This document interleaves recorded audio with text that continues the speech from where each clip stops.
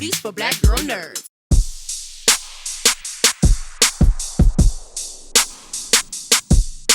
Karen, thank you so much for your time. This is such a fascinating movie, and I'm very excited to talk to you about it.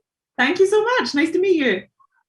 With a character like Sam, I think of legacy children who maybe a parent, say if you're an actor, an athlete, people who have to follow in their parents' footsteps and that immense shadow that it casts. But somehow Sam has managed to kind of forge her own path and do her own thing. What is the fine line do you think she has to walk between trying to make the path better for herself and others, but still, keeping that attachment to the past and her lineage and where she came from? Yeah, I think it's interesting with Sam because so her mother abandons her when she's 12 years old, and her mother was an assassin. And so Sam, I think, is trying to follow in her mother's footsteps in an attempt to kind of connect with this absent mother. And yeah, just to sort of feel that connection and maybe like in some way subconsciously like make her proud. And so that's really interesting to play with because I think even though Sam does that, she does have like strong morals. Like she's not a sadist. I don't think she like wants to inflict pain on people. And I think she goes from someone who's a kind of fairly irresponsible kid at the beginning of the movie, and then gradually gets some sort of maternal instincts through having to look after this young girl. And so she definitely learns a few lessons along the way.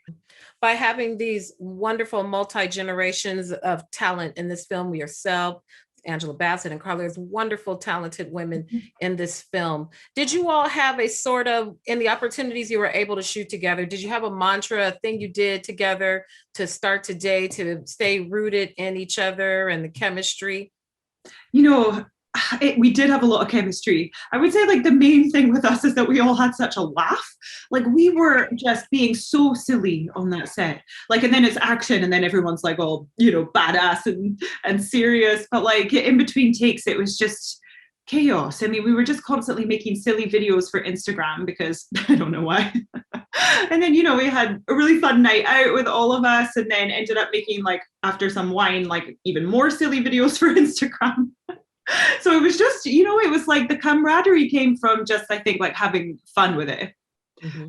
And lastly, when you were growing Sam and what you understood her to be, where did you begin? What was the jumping off point for you to bring Sam to life? I think for me, I'm always looking for like that emotional hook in a character. And as soon as I can find it, then I can really start to visualize myself playing the part. And for me, it was like not to get too serious, but the abandonment issues of your mother leaving you when you're 12 years old and what that does to a person. And so then I just went all over psychology websites and learned exactly how that could manifest in adult life. And then I kind of felt like I knew her. And then I could have fun with it because obviously this is a fun movie. So it's like a lot of aggression was coming out while she's fighting, but she's also dealing with a lot of emotional vulnerability at the same time. Awesome. Well, I thank you for your time. I enjoyed seeing all you wonderful women together, Thank and you. I can't wait for other folks to see it. Thank you again. Thanks. Nice to meet you. Thanks. You too. Take care. Ladies, while fiercest librarians ever, even if it's a secret name, I enjoyed both of you tremendously. Beginning with you, Angela, when you get your mind and your hands wrapped around who Anime is as a character, with so much of the intimidation being so unassuming for what you guys do for a living, do you have like do you have an idea of how you think she should look after you get your mind wrapped around the character? I didn't. I went into the I didn't know how I thought she should look. So meeting with the costume designer was, a big help. I didn't see her in, button down or, in the suit. So she has that sort of, just a proper almost man suit, with this tweed, this wool. So that was something pretty old school about her. But just thinking about, the librarian, the conservativeness of that, but also who she had to be internally to rise to this position, to have been an assassin in her life. Now the head, just all the scraping, up that she had to do to make a living and to make a life. And what the family that she's made with these women, and how offended she is when one of those members deserts the family, you know? Yeah, when being part of a collective, there's a solidarity and loyalty that's grown over years, and the ladies have it. And that's very relatable for families and tribes and anything. Carla, with your character, Madeleine, I love how even more unassuming. So, and then she's especially badass and has her own qualities that she brings to the assassin. When you think of the qualities of an assassin, what do you think is a more dangerous one? The assassin that you know can take you out, that you see coming, or that unassuming one who just pops up out at you like Madeleine sort of does? Yeah, I think, well, as we know, it's so sort of everyone's individual style has its own power, but I do love the notion with her, like you said, of sort of, she's very stealth. There's something about her exterior that certainly does not make you think she will be capable in the way that she is.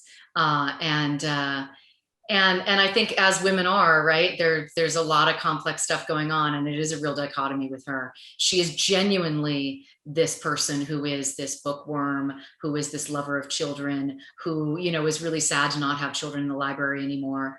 And yet, when these children are in danger, she will absolutely stop at nothing. So I kind of love that aspect of her.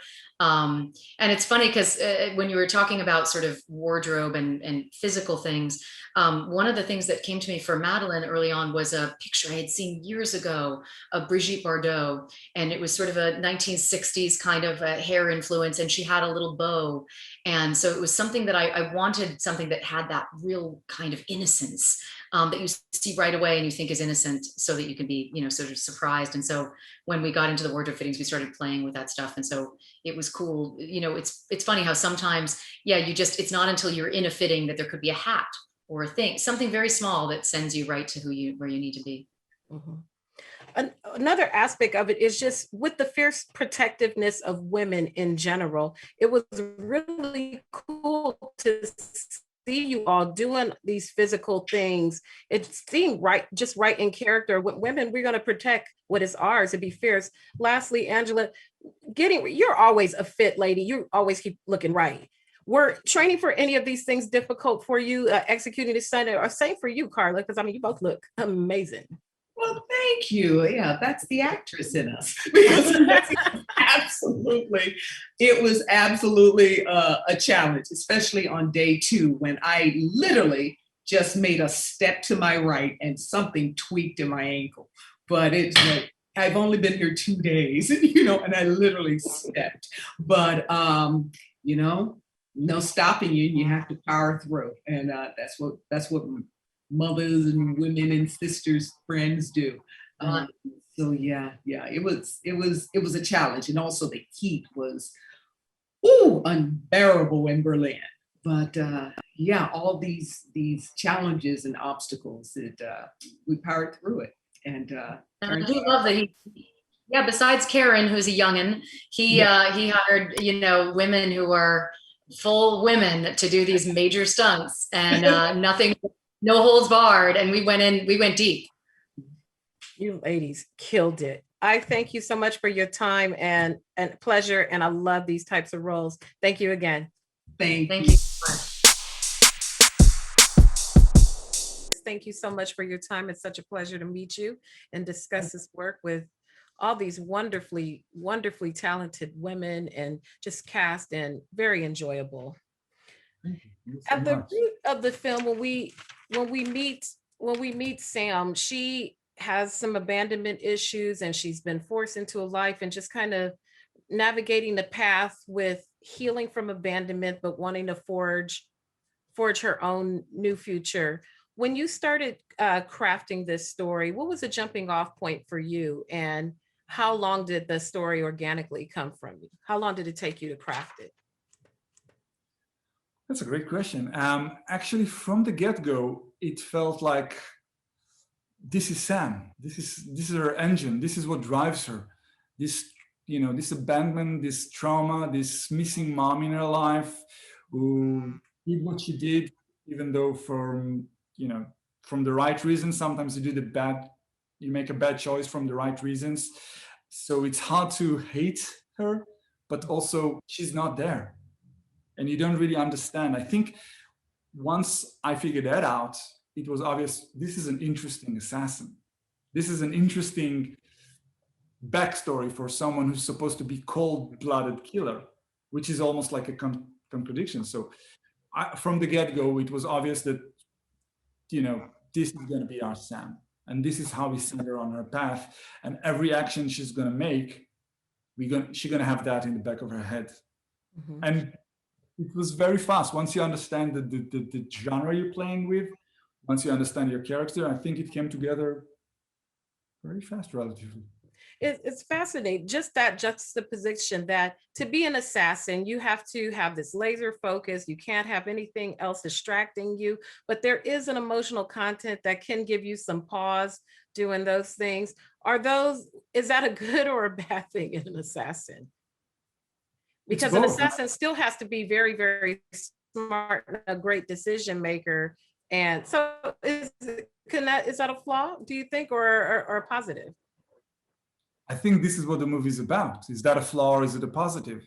Mm-hmm. I think this is exactly what it's part of the message where it's part of not only the message, but it's part of the theme that being vulnerable and having weaknesses is not being weak. Mm-hmm. And, having a soft heart in a cold world isn't necessarily a bad thing. And I think that's the journey both of our mom and daughter are going through. Mm-hmm. Obviously, the mom thought she was doing the right thing, after doing a bad thing. Like, okay, now I'm doing something for my daughter after I messed up so badly. Now I'm doing something for her. But she left. In retrospect, maybe. So it's the sins of the mother coming to change the sins of the daughter. And it's about the 3 generations, and maybe the next one will nail it. But the change must come now. So it's this cycle. And I think because of the abandonment issues, and because of those flaws, it's those flaws that generate the plot forward, but also helps close the circle. It does.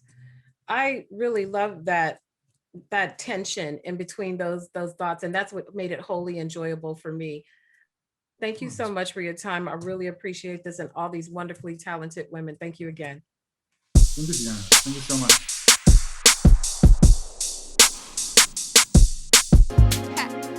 Better shake your booties for black girl nerves. Better shake your booties for black girl nerves.